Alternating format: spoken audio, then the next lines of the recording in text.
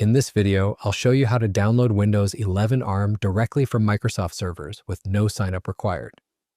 If you find this helpful, consider subscribing, liking, and sharing the video. You may need Windows 11 ARM for devices like Mac with Apple Silicon or a Surface Pro X. To get started, open your favorite browser and search for UUP-dump. Click on the first result.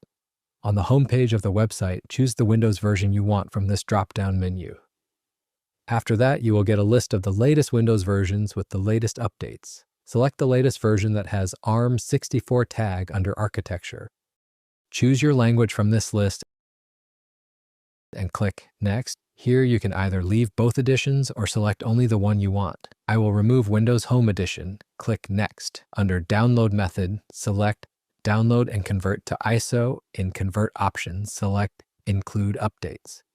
After that, click Create Download Package. The archive file will download pretty fast. Click on Show in Folder icon. Right-click on the archive and select Extract All. Deselect this option and click on Extract. Open the folder you just extracted and double-click on this batch file.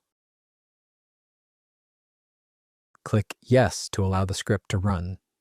Now the download process will begin. It will take some time, so set it aside and let it work in the background.